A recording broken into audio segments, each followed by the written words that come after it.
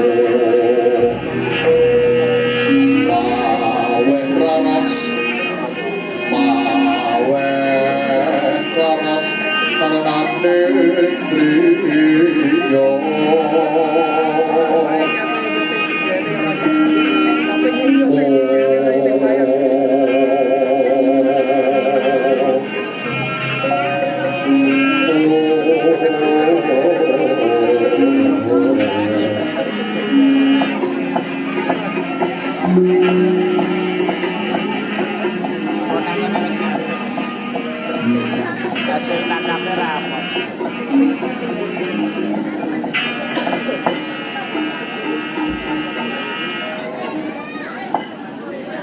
Iwang Suswa diluwih muga ngayumana mring panjenengan ingsun. Duh Koko Prabu Maespati keparang rawuh wonten ing pertapan Jatisrana damel kagiyating raosing manah kawula.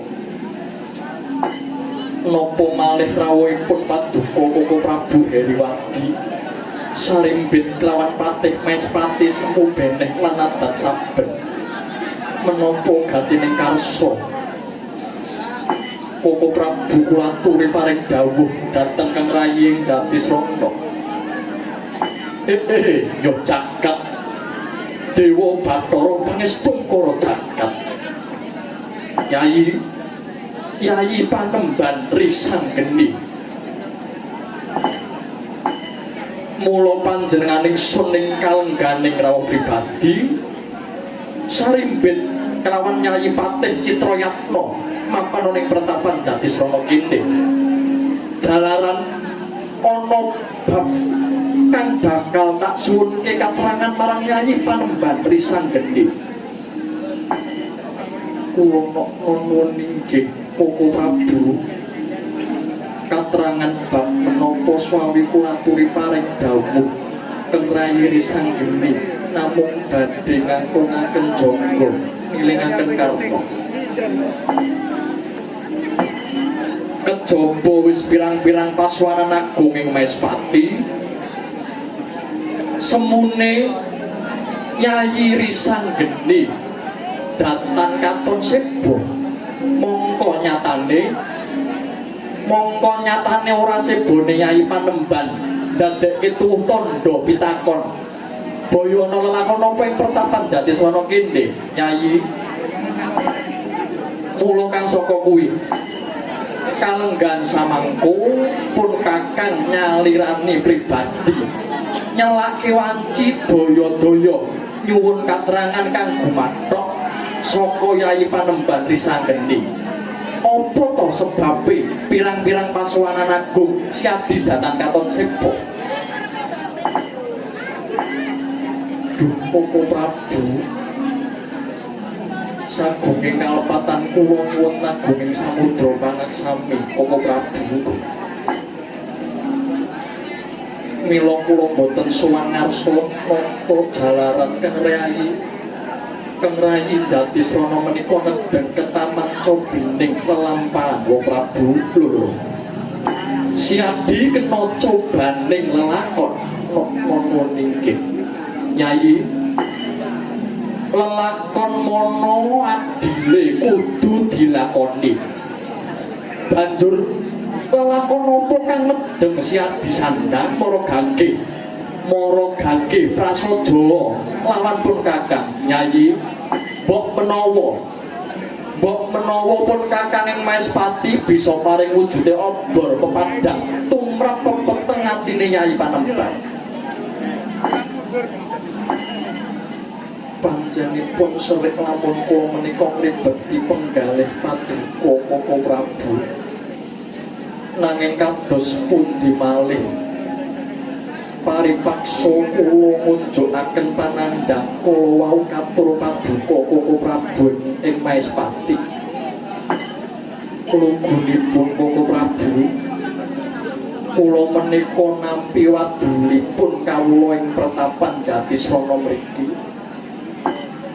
Bilih wonten sakmenaing tiyang seseman ingkang sampun anak-anak bebrayan wonten kaluwarga mongko lajeng kabukten bilih ingkang setri menika wis cetha jroning pranatan hukum mapan ing negara Maespati Bapadil lan bebener kuwi wewaton dasar hukum lan ganjar. Lan wis cetha yen ana buktine wong wadon kang tumindak sendeng utawa selingkuh mau kudu nampa pidana. Kuwi manut pranatan ing negara Maespati kene.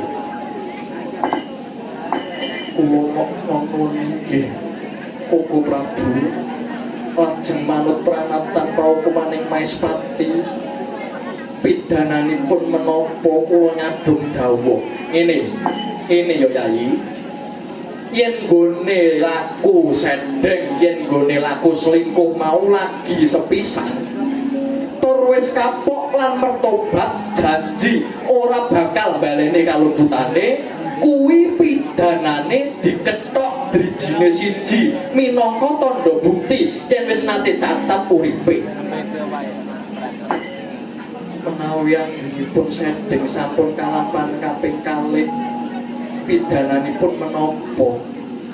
Yen nganti rambah kaping pindho nggone tumindak selingkuh, pidanane kudu dikethok tangane sing tengen lan kudu mertobat ora bakal baleni maneh. Mekaten Koko Prabu. Iya, ngono. Menawi anggenipun tumindak selingkuh sampun makaping-kaping mongko sampun dipun emutaken boten kuwawa malah semunipun ngece dhateng ingkang kakung kala wau adilipun kados pundi. Kosek to. Anggone wong wadon, anggone wong wedok sing mok critake kuwi mau, anggone selingkuh, anggone tumindak sendeng karo priya ki wis ping pira? Nika sampun kaping 11 langkung. Iya. Lah banjur sing wadul kowe mau ki sapa? Kuwi jane kawula Jatisrana apa dudu? Jenenge sapa? Omahe ngendi? Kok kebangetan temen. Wong wadon kok nganti rambah makaping-kaping tumindak selingkuh. Wong wadon kok nganti rambah makaping-kaping tumindak sendeng karo priya liya. Wong wedok kok ora marem karo bojone dhewe kuwi kepiye to jane? Iya cung. Nggih boten tebih. Banjur sapa? Sapa sing tumindak sendeng ki mau berarti kawula Jatisrana kene. Ngono niki. Omahe ngendi omahe? Boten tebih saking simah kula boten tebih kalian griya kula.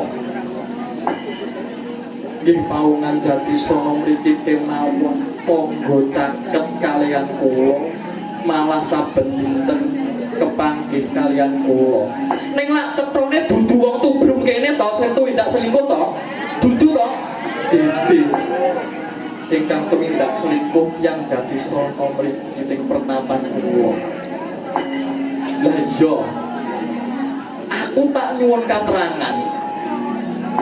Sing tumindak selingkuh, sing tumindak cara tembung kasarane gendaan, kuwi mau sapa?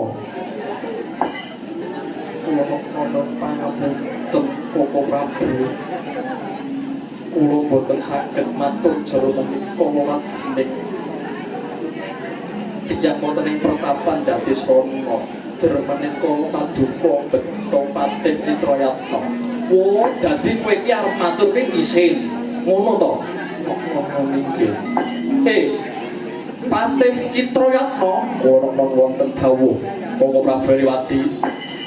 Jaran ning mburi mau wis mbok pakani purung. Dereng. Kono. Kowe coba ya metu rono sik sebab iki aku karo Yayi Risanggeni ana rembug kang wigati kang kowe kuwi kudu ora iso ngerti. Nek kula ben ngertos sinten ingkang gendaan niku wae sinten. Ora iki wis keton kowe rono sik. Kok jojok gek kowe melu gendaan karo wedok ki mau. Boten, wow, tiange suci kula boten nate nego-nego. Wis kono gek rono sik. Kono niki.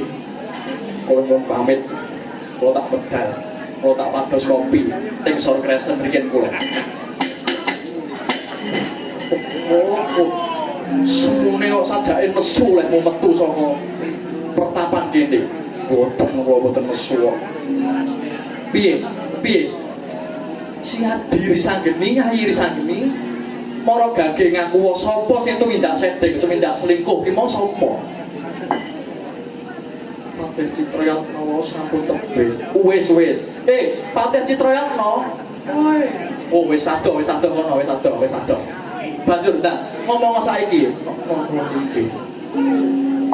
Kula nyuwun katerangan sepindhah malih. Pidana menapa ingkang kedah kula tandukaken dhateng pawestri kula wau. Yayi jroning pernatan hukum ing Maespati, aku wis matur, sapa sing tumindak sedheng, sapa sing tumindak selingkuh rambah makaping-kaping dielingke ora kok gugu, malah bantah karo sing lanang, manut pranatan mau kudu dipidana pati. Kagyat risang kapirango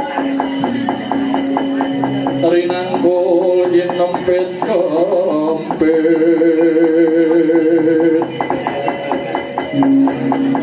dosaret naning pawana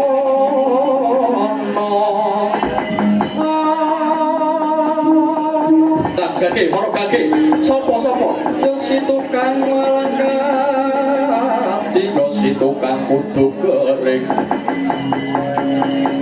yo si tukang ana sing jas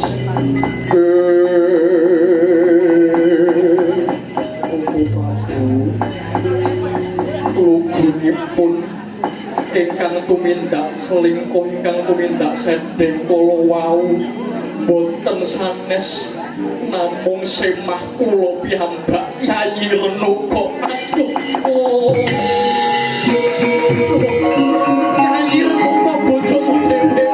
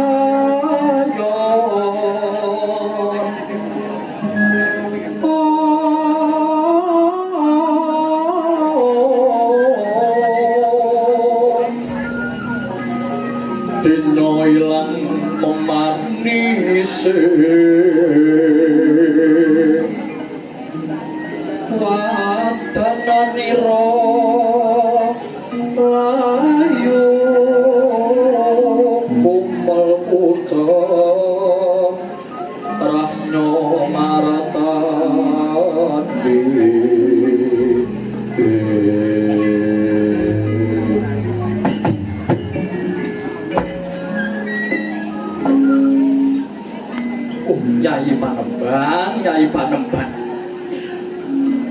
jebul ora nyono orang legewa sing tumindak sedheng sing tumindak selingkuh kuwi mau garwamu dhewe Yayi Renuka. Kula nuwun inggih kaya dilolosi otot bayuku bareng krungu sing tumindak sedheng ki mau garwamu dhewe Yayi Renuka. Aurat nglampahi tumrap kula menapa kiyat nglampahi pacoban menika Duh Kanggo Prabu Heriwati. Kuat kowe kudu kuat Yayi, kowe kudu kuat. Linambaran sareh sabar kabeh perkara iso diudari kanthi ana ing cipta luhuring budi sarta jujuring pakarti lenggah kang prayoga iki perkara iki iso diudari Yayi. Oh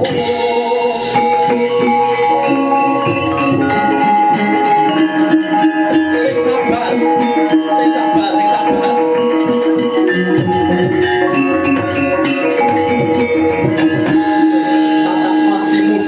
tatak hatimu dhisik ora tak baleni ge wis ping pira lek gendaan bojomu ki wis ping pira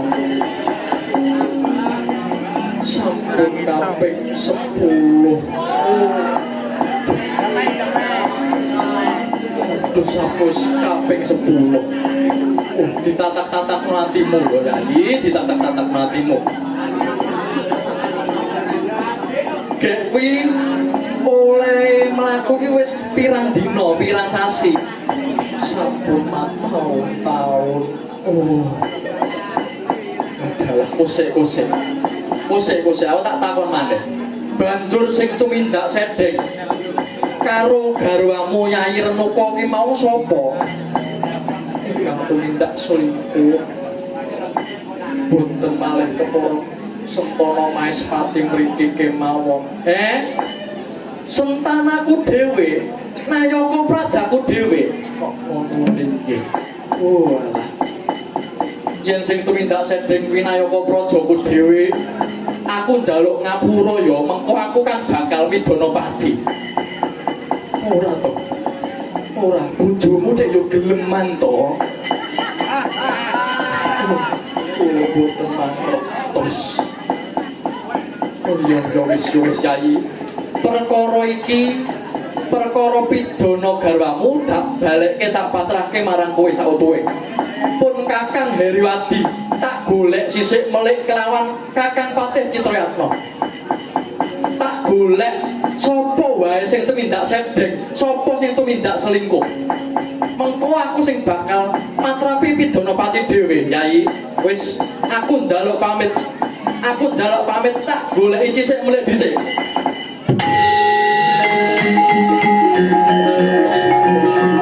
Yo sabar yo ditatak melatimu yo.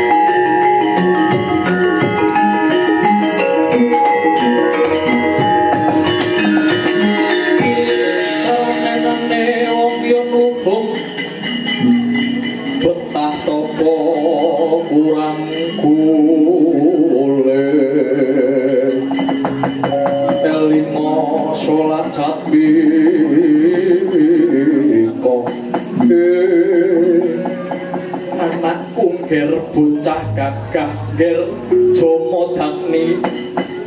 Wah, Bapak risang geni piye? Pun Bapak melu bungah, pun Bapak melu seneng jeneng sira wis antuk pusaka kadewatan. Wujute wadung parasulan Gendhewa Bargawa. Pangestuni pun Bapak panamban. Aku tak takon apa? Ibumu saiki mapan ana ngendi, Jomo Dagni? Ora ngerti. Aku ora ngerti lungane Kanjeng Ibu.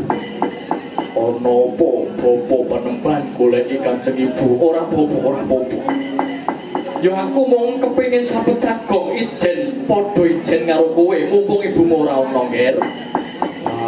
Yo bapa penemban risang geni bakal maring dawuh apa ngene katemben wae sinuwun Prabu Heriwadi ing Maespati rawuh ning pertapan Jatisrana kene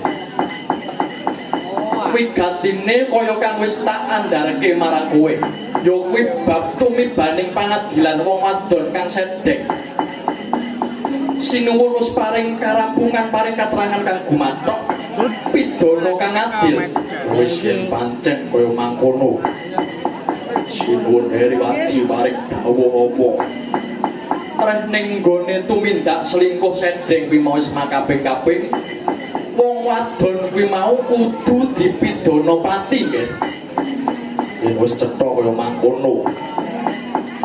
Ora kagetan ditindakno. Wong wadon kuwi mau dicekel dipidana pati kanggo jejeg adil. Sing wong kang salah kudu selek. Nanging kiwaya atinipun bapa Jamadagni. Waya piye? Bapa Panembahan Risanggeni kuwi dadi Sentana Praja Maespati.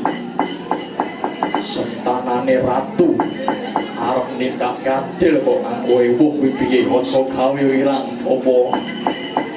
Aku kuwi kejaba Sentana pun bapa lak yo Brahmana pun bapa pendhita ning Pratapan Jantisrana kene to, Nger. Yen nganti ana pendhita kok tegel mateni sesama apa ora ngising-isingi. Yen pancen ora tegel, yen pancen bapa ora tegel aja ditandangi dhewe, perintah wong liya wae wis rampung. Oh ngono. Yo. Yen ngono malah babar pisan tak wakilke kowe wae yo, Ger Jamadagni. Wong wadon kang wis ora gelem nurut marang pepiling mau enggal patenana. Jalaran kuwi mono sawijining satriya. Kowe kuwi sawijining satriya mula wajib nindakake pidana marang sapa wae kang kacetha nandhang dosa. Wah, yo aku mung manut gawe bapakku Risanggeni. Aku ngestokake dawuh. Bapa para gage saiki dudono. Ana ngendi dununge wong wadon kang kudu tak pateni lan jenenge sapa? Para gage kandha. Jamadagni kowe aja kaget. Kowe aja kaget yo, Ger. Wanita cacat jiwa kang kudu kok sirnake kuwi mau ora adoh saka omah kene. Ora adoh saka omah kene Jamadagni. Sapa? Ora adoh saka omah kene sapa? Bapa Panembahan. Ora kake bondo. Wong wadon kang tumindak sedhek. Kang tumindak selingkuh kang kudu kok patrape pidana pati. Ora ana liya ya mung ibumu Renuka, Ger.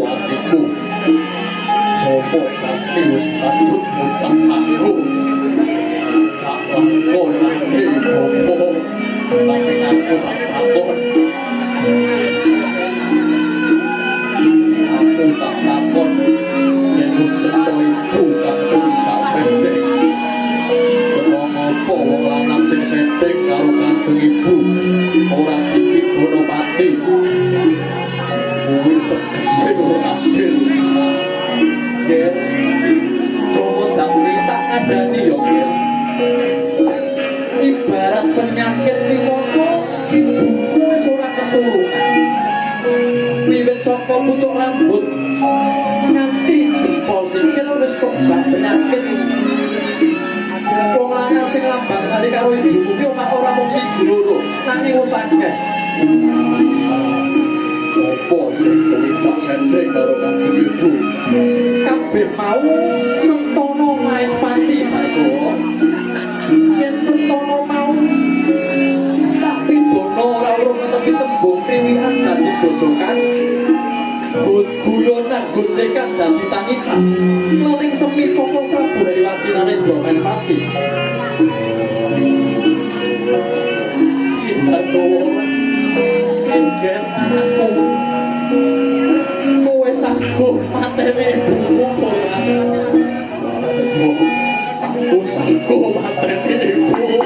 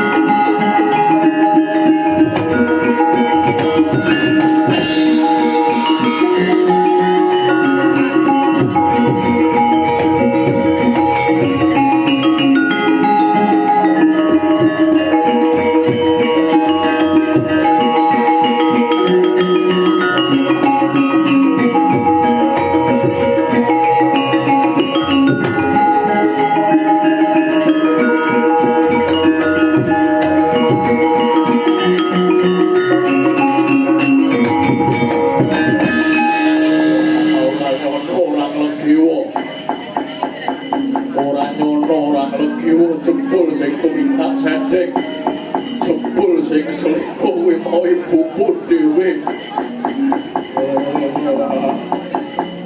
yo